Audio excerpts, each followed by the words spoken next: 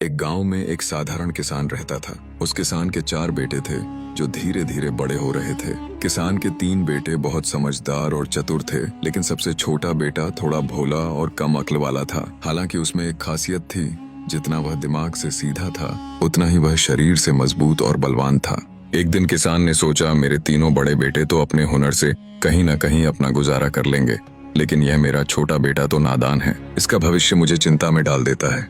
काफी सोच विचार के बाद किसान ने तय किया, क्यों न इसे पहलवानी सिखा दूं। वैसे भी इसका शरीर ताकतवर है, यही इसका रास्ता बन सकता है। फिर किसान ने अपने छोटे बेटे को अखाड़े में भेजना शुरू किया। उसे पौष्टिक भोजन और बढ़िया खुराक दी जाने लगी। धीरे धीरे वह युवक एक ताकतवर और प्रसिद्ध पहलवान बन गया। समय यूं ही बीतता गया। कुछ वर्षों बाद किसान ने अपने तीनों बड़े बेटों के विवाह कर दिए। जब घर में तीनों बहुएं आईं तो उन्होंने देखा कि छोटा देवर तो दिन भर आराम करता है, खाता है और अखाड़े में खेलता है, जबकि उनके पति खेतों और कामों में मेहनत करते हैं। वे मन ही मन सोचने लगीं, ये देवर तो बिना काम किए मजे में जी रहा है, हमें भी अलग रहना चाहिए। धीरे धीरे घर में कलह बढ़ी और तीनों बहुओं ने अलग होने का विवाद खड़ा कर दिया। किसान ने सोचा, अब तो छोटे बेटे की भी शादी कर देनी चाहिए ताकि सबका जीवन व्यवस्थित हो जाए। इस तरह उसने छोटे बेटे का विवाह भी कर दिया। संयोग से पहलवान की पत्नी बहुत सुंदर और बुद्धिमान स्त्री निकली। उसका सौंदर्य पूरे इलाके में चर्चित था। फिर कुछ समय बाद किसान ने अपने चारों बेटों को अलग अलग कर दिया ताकि घर में शांति बनी रहे। अब बड़े तीनों बेटे अपनी समझदारी से अच्छी कमाई करने लगे, लेकिन छोटा बेटा जो बस खाना और कुश्ती करना जानता था, जल्दी ही आर्थिक परेशानी में पड़ गया। जब घर के खर्च पूरे न हो पाए तो उसकी पत्नी उससे झगड़ने लगी। वह बोली, तुम दिन भर बैठे रहते हो, कोई काम नहीं करते, और फिर भी तुम्हें खाने में हर चीज बढ़िया चाहिए। ऐसे घर कैसे चलेगा। अब दोनों के बीच रोज कहासुनी होने लगी, लेकिन पत्नी बहुत समझदार थी। एक दिन उसने सोचा और बोली, तुम राजा के पास जाओ और उनसे कहो कि तुम्हें किसी काम की जरूरत है। पहलवान हैरान होकर बोला, मुझे तो कोई काम करना आता ही नहीं, मैं बस खा सकता हूँ और कुश्ती लड़ सकता हूँ। राजा मुझे नौकरी कैसे देंगे, और अगर मिल भी गई तो मैं करूंगा क्या। पत्नी मुस्कुराई और बोली, वह सब तुम मुझ पर छोड़ दो, जैसा मैं कहूँ तुम वैसा ही करो। तुम महाराज के दरबार में जाओ और कहना कि तुम्हें लखटकिया की नौकरी चाहिए, लेकिन ध्यान रखना, यह मत बताना कि तुम्हें कोई काम नहीं आता। पत्नी की बात सुनकर पहलवान थोड़ी झिझक के साथ तैयार हुआ। उसने पत्नी को प्रणाम किया और उदास मन से राजमहल की ओर चल पड़ा। जब वह राजा के दरबार में पहुंचा तो राजा ने देखा कि एक लंबा चौड़ा तगड़ा और बलवान युवक उसके सामने खड़ा है। राजा ने उत्सुकता से पूछा, कहो वीर, किस काम से आए हो। पहलवान बोला, महाराज, मैं आपके राज्य में नौकरी चाहता हूँ। राजा मुस्कुराते हुए बोले, ठीक है, पर बताओ तो सही, तुम कौन सा काम कर सकते हो। पहलवान ने गर्व से कहा, महाराज, मैं वही काम कर सकता हूँ जो आपके पूरे राज्य में कोई और नहीं कर पाए। बस इसके बदले में मैं 1 लाख रुपए का वेतन चाहता हूँ। राजा ने हंसते हुए कहा, तो तुम हमारे राज्य के लखटकिया बनना चाहते हो। पहलवान बोला, जी हाँ महाराज। राजा ने अपने मंत्रियों की ओर देखा और कहा, देखो, क्या हमारे राज्य में पहले कभी किसी राजा ने किसी लखटकिया को नौकरी पर रखा है। मंत्री ने पुराने दस्तावेजों को देखा और बोला, महाराज, आपके दादाजी ने भी एक बार एक लखटकिया को अपने दरबार में रखा था। राजा ने मुस्कुराते हुए कहा, तो फिर यह परंपरा आगे बढ़ानी ही चाहिए। आज से यह वीर भी हमारे दरबार का लखटकिया होगा। राजा ने पहलवान को नौकरी पर रख लिया और कहा, जब हमें तुम्हारी जरूरत होगी हम तुम्हें बुलवाएंगे, तब तक तुम हमारे अतिथि गृह में ठहर सकते हो। अब पहलवान राजमहल के मेहमान की तरह आरामदायक जीवन जीने लगा। उसे हर महीने 1 लाख का वेतन मिलता था। वह सुबह अखाड़े में कुश्ती करता, दिन में घूमता और रात को चैन की नींद सो जाता। कुछ महीनों बाद एक दिन राजा ने कहा, लखटकिया, तुम बहुत दिनों से अपने घर नहीं गए, थोड़ा अपने घर होकर आओ, और हाँ, हम भी तुम्हारे साथ चलेंगे। हम देखना चाहते हैं कि तुम्हारा घर कैसा है।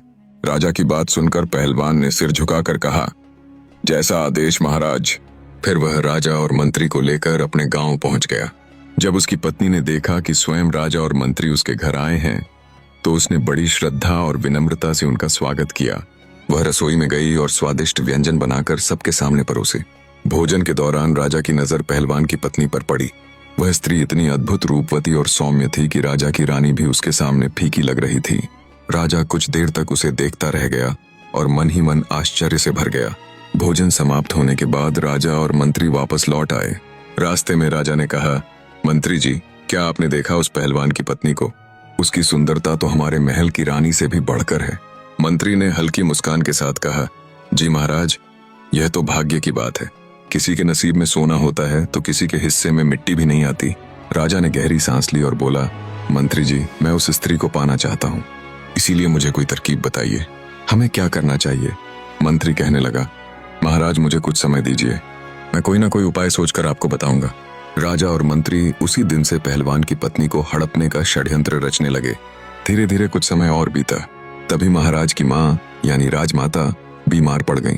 जब राजमाता बीमार पड़ी तो महाराज ने बड़े बड़े वैद्यों को उन्हें दिखाया, परंतु कोई भी वैद्य उन्हें ठीक नहीं कर पाया। एक दिन एक वैद्य जी आए। तभी मंत्री के मन में एक योजना बनी, पहलवान की पत्नी को पाने का यही मौका है। पहलवान ने कहा था कि जो कार्य कोई नहीं कर सकता वह मैं कर सकता हूँ। आज उसे उसके ही जाल में फंसाने का मौका मिल गया। तब मंत्री उस वैद्य के पास गया और उससे बोला, वैद्य जी, अगर आप हमारे बताए अनुसार राजमाता का इलाज करेंगे तो मैं आपको 500 स्वर्ण मुद्राएं दूंगा। 500 स्वर्ण मुद्राएं की बात सुनकर वैद्य के मन में लालच आ गया। वह बोला, बताइए मंत्री जी, मुझे क्या करना होगा? मंत्री बोला, वैद्य जी, आप राजमाता के इलाज के लिए राजा से ऐसी वस्तु की मांग कीजिए जो कहीं भी उपलब्ध न हो। 500 स्वर्ण मुद्राओं के लालच में आकर वैद्य कहने लगा, मंत्री जी, मैं ऐसा ही करूंगा। अब मंत्री राजा को लेकर उस वैद्य के पास गया। वैद्य ने राजमाता की नब्ज देखी और नब्ज देखकर राजा से कहा, महाराज, इनका इलाज अब संभव नहीं है। यह सुनकर राजा घबरा गया और कहने लगा, क्यों वैद्य जी, क्या बात है? वैद्य ने कहा, राजन, आपकी माता को केवल एक ही वस्तु ठीक कर सकती है। राजा कहने लगा, बताइए वह क्या है? फिर वैद्य बोला, महाराज, वह वस्तु बहुत ही दुर्लभ है, इतनी आसानी से नहीं मिल सकती। राजा बोला, आप बताइए तो सही, मैं उस औषधि को किसी भी तरह ढूंढ कर लाऊंगा। तब वैद्य जी ने बताया, महाराज, यदि आप 4 हूर बिलाव मंगवा दें तो आपकी माता ठीक हो सकती हैं। उन चारों का तेल निकालवा कर यदि उस तेल से राजमाता के शरीर की मालिश की जाए तो वे बहुत जल्दी स्वस्थ हो जाएंगी। वैद्य की बात सुनकर राजा मन ही मन विचार करने लगा कि अवश्य ही उस जानवर को मंगवाना चाहिए। फिर राजा ने पूछा, वह कहाँ मिलता है? वैद्य कहने लगा, महाराज, वह हिमालय के जंगलों में मिलता है। राजा ने कहा, ठीक है वैद्य जी, तब तक आप हमारी माता का इलाज करते रहिए। हम अभी दरबार जाकर किसी को हूर बिलाव लाने के लिए भेजते हैं। दरबार में जाकर महाराज ने अपने सभी सभासदों, मंत्रियों और सेनापतियों को बुलाया और उनसे कहा, क्या कोई ऐसा योद्धा है जो हूर बिलाव नामक जानवर ला सके? ये बात सुनकर कुछ समझदार लोग कहने लगे, महाराज, ये हूर बिलाव क्या होता है? हमने आज तक यह नाम कभी नहीं सुना। राजा कहने लगा, यह एक विशेष प्रजाति का जानवर होता है जो हिमालय के जंगलों में रहता है। राजा की बात सुनकर सभी दरबारी चुप हो गए, क्योंकि जिस हूर बिलाव की बात राजा कर रहे थे, आज तक किसी ने ऐसा कोई जानवर नहीं देखा था, न सुना था। अब राजा ने उन्हें चुपचाप देखते हुए मंत्री से कहा, मंत्री जी, ऐसे तो काम नहीं चलेगा। राजमाता को बचाने के लिए हमें हूर बिलाव जानवर को लाना ही होगा।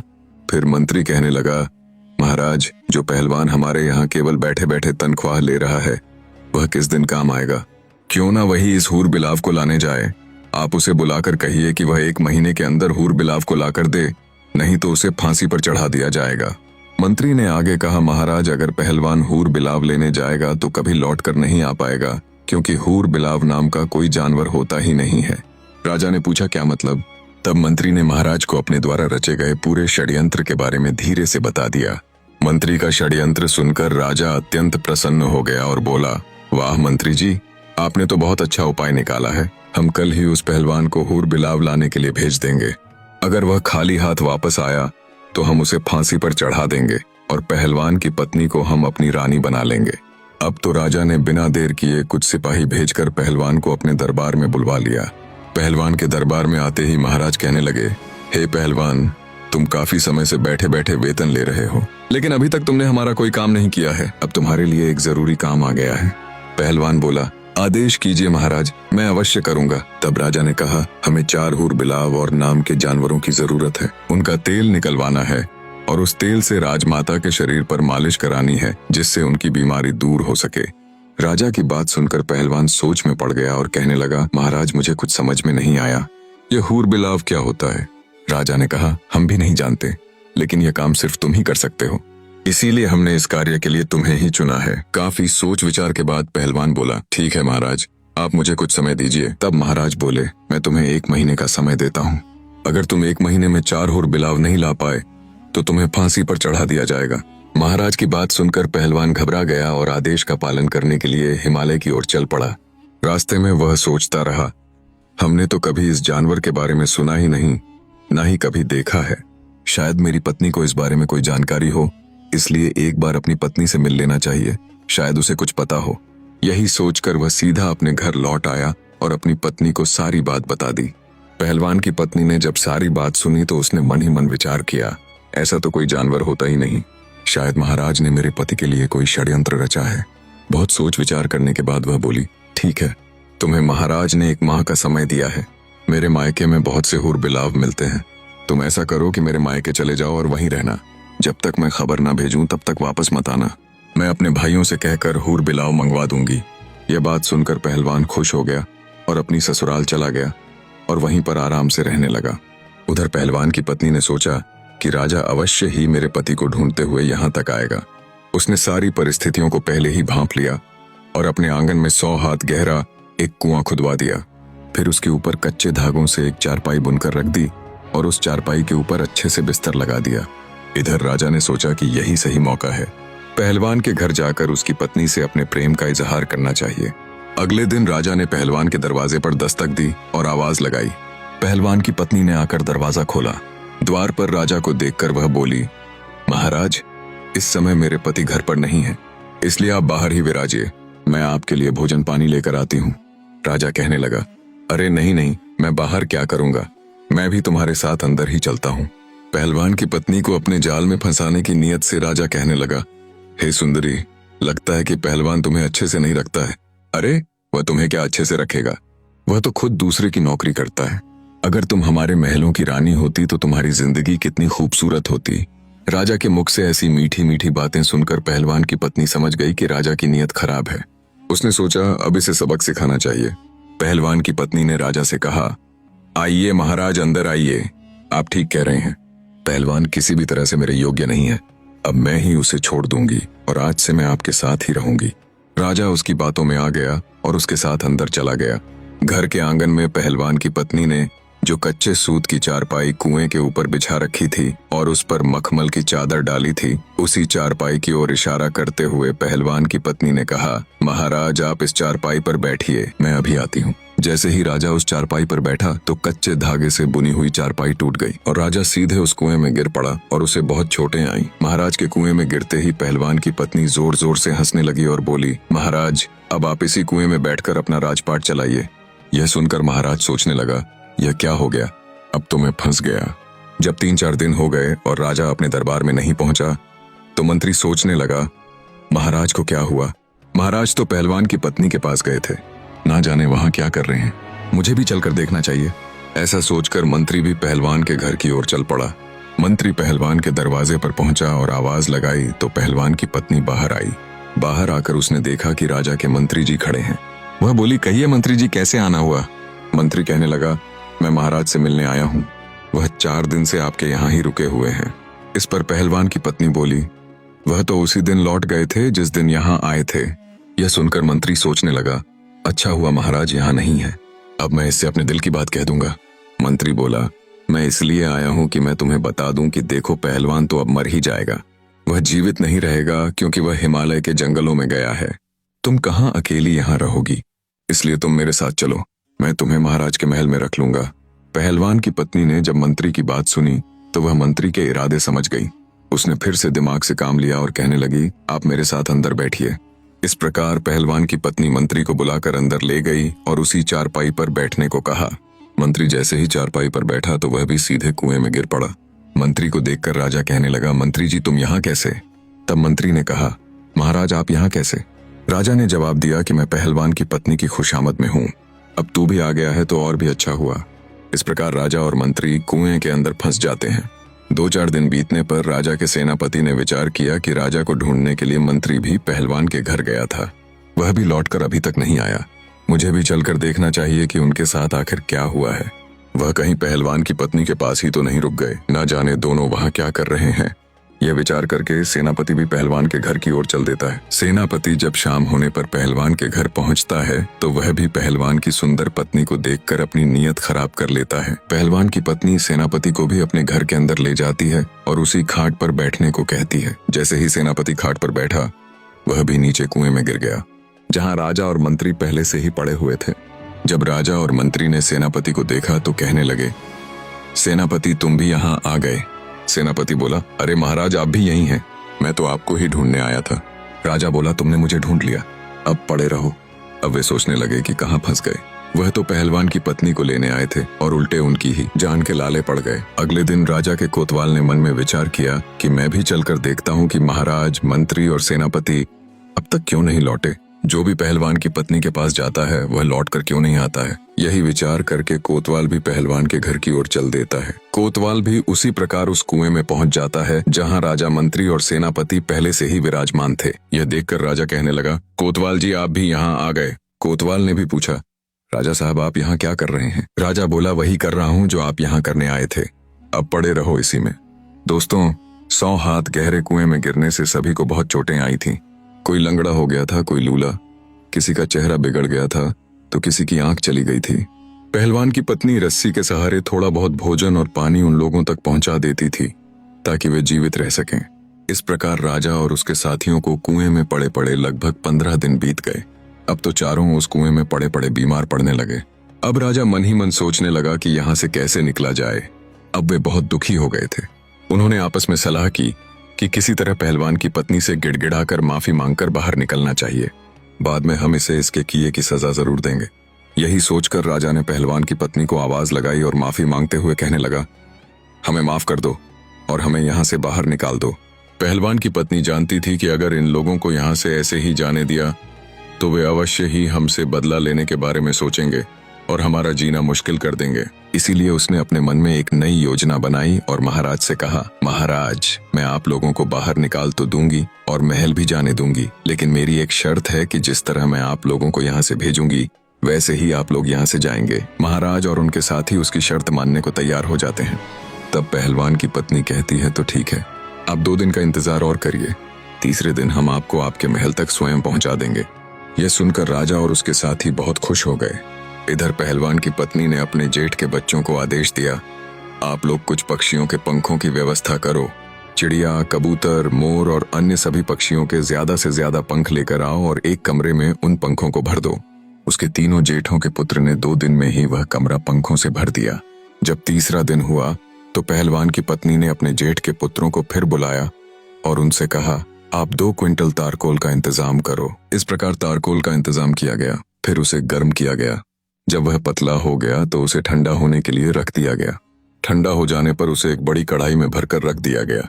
उसके बाद पहलवान की पत्नी ने अपने तीनों जेठों के पुत्र की मदद से कुएं में एक मोटा सा रस्सा डालकर सबसे पहले महाराज को बाहर निकाला और उनसे कहा, आप इस कढ़ाई में डुबकी लगाओ और इसके बाद उस कमरे में जाकर लेट जाओ। राजा तो पहले से ही अधमरा हो चुका था, इसलिए उसने चुपचाप पहलवान की पत्नी की बात मानते हुए तारकोल भरी कढ़ाई में डुबकी लगाई और बगल वाले कमरे में जाकर लेट गया, जिस कमरे में पक्षियों के पंख भरे हुए थे। शरीर पर तारकोल होने के कारण जैसे ही वह पक्षियों के पंख वाले कमरे में लेटा तो उसके पूरे शरीर पर पंख चिपक गए।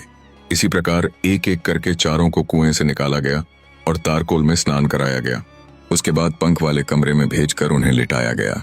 चारों तारकोल में डुबकी लगाने के कारण पहले से ही काले हो गए थे और अब तो उनके शरीर पर पक्षियों के पंख भी चिपक गए थे।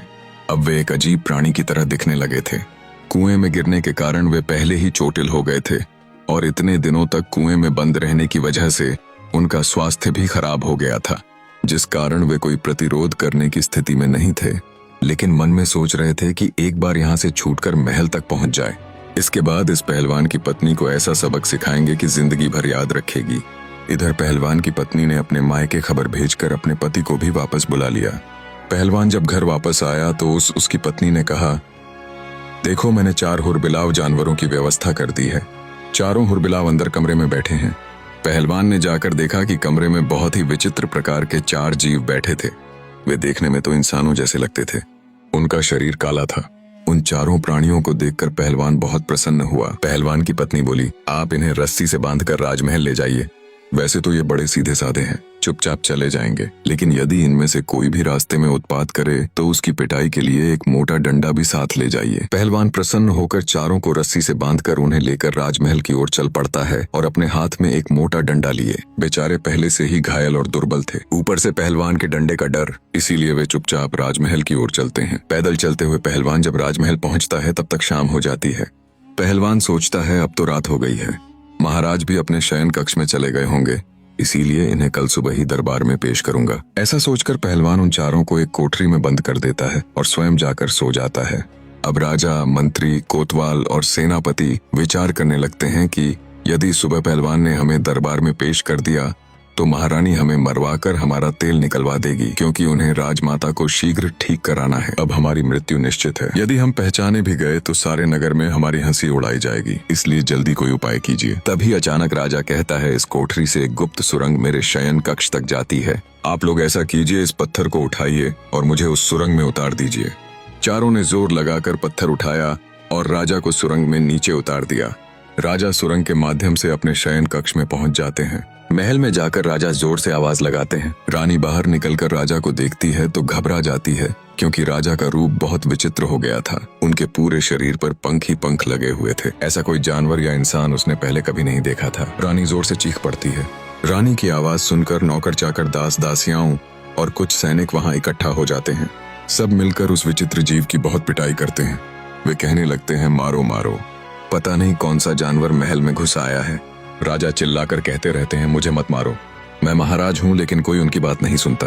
काफी मार खाने के बाद रानी उनकी आवाज पहचान जाती है। तब रानी सभी को कमरे से बाहर निकाल देती है और राजा से पूछती है, यदि आप सच में महाराज हैं तो फिर आपने यह क्या हुलिया बना रखा है? आपके साथ यह क्या हुआ? राजा कहते हैं, पहले शांत हो जाओ और मुझे चुपचाप स्नान घर ले चलो और थोड़ा मिट्टी का तेल मंगवाओ, मुझे जल्दी से स्नान करना है। रानी अपने सेवक को कहकर मिट्टी का तेल मंगवाती है और राजा मिट्टी के तेल से स्नान कराता है। नहाने के बाद अब वह अपने वास्तविक रूप में आ चुका था। अब राजा रात को आराम से अपने महल में सो जाता है और सुबह शाही कपड़े पहनकर अपने दरबार में जाकर बैठ जाता है। इधर जब सवेरा होता है और पहलवान जागता है तो वह सबसे पहले उस कोठरी में जाता है जिसमें उसने रात को चारों हुरबिलाव को कैद किया था। जैसे ही पहलवान कोठरी के अंदर पहुंचा तो उसने देखा कि 4 हुरबिलाव में से एक हुरबिलाव गायब था। अब वहां केवल 3 ही हुरबिलाव बचे थे। अब तो वह डंडा लेकर उन तीनों को मारने लगा और पूछने लगा, बताओ एक कहाँ गया? तीनों कहने लगे, देखो भाई, हमें मत मारो, हम आपको सब कुछ बता देंगे। पहलवान कहने लगा, जल्दी बताओ, क्योंकि अगर महाराज देखेंगे तो वह हमें फांसी पर चढ़ा देंगे। तीनों कहने लगे, देखो, जब राजा तुमसे ये पूछे कि चौथा कहाँ है तो तुम ये कह देना कि हमें सब पता है। ज्यादा पूछताछ करोगे तो हम तुम्हारी पोल खोल देंगे, तब राजा समझ जाएगा और वह तुमसे कुछ नहीं कहेगा। यह सुनकर पहलवान प्रसन्न होकर उन तीनों को लेकर राजा के दरबार में उपस्थित होता है। संपूर्ण दरबार उन्हें देखकर अचंभित हो जाता है। सभी दरबारी उन्हें देखकर हंसने लगते हैं और सोचते हैं कि यह तो बड़े ही विचित्र जानवर हैं। ऐसे जानवर तो हमने पहले कभी नहीं देखे। पहलवान ने राजा को वह तीनों हुरबिलाव सौंप दिए। उन्हें देखकर राजा कहने लगा, अरे पहलवान, मैंने तो तुमसे 4 मंगवाए थे, यह तो केवल 3 ही है, एक कहाँ है? मैं अभी तुम्हें फांसी पर चढ़ा दूंगा। पहलवान कहने लगा, महाराज, ज्यादा बोलोगे तो मैं आपकी सारी पोल खोल दूंगा और सबको सच बता दूंगा। पहलवान की यह बात सुनकर राजा सोचने लगता है कि शायद इसको सब पता चल गया है। अगर इसने मेरी पोल खोल दी तो मैं कहीं मुंह दिखाने के लायक नहीं रहूंगा। राजा ने चुपचाप उन तीनों को ले लिया और कहा, जल्दी जल्दी स्नान करके साफ सुथरे होकर वापस आ जाओ। वे तीनों अपने अपने घर गए और मिट्टी के तेल से स्नान करके साफ हुए। उसके बाद राजसी वस्त्र पहनकर अपने असली रूप में वापस आए। फिर दरबार की कार्यवाही स्थगित करते हुए चारों आपस में विचार करने लगे, अगर हम पहलवान की पत्नी को पाने की इच्छा न करते तो शायद हमारे साथ ऐसा नहीं होता। अब यह बात हम किसी को भी नहीं बता सकते। अगर हम लोग पहलवान और उसकी पत्नी से बदला लेने का प्रयास करेंगे तो ये बात महारानी को पता चल सकती है और पूरे नगर में भी फैल सकती है, इसलिए इस रहस्य को गुप्त ही रखना ठीक रहेगा। तो दोस्तों, हमें इस कहानी से यह पता चलता है कि दूसरों की स्त्री और धन के पीछे नहीं भागना चाहिए। अगर भागोगे तो इसी तरह पछताना पड़ेगा और हमें अपने चारों तरफ के लोगों से सावधान और सतर्क रहना चाहिए है। हमें आशा है कि आपको यह कहानी जरूर पसंद आई होगी। ऐसी और कहानी देखने के लिए हमारे चैनल को सब्सक्राइब जरूर करें।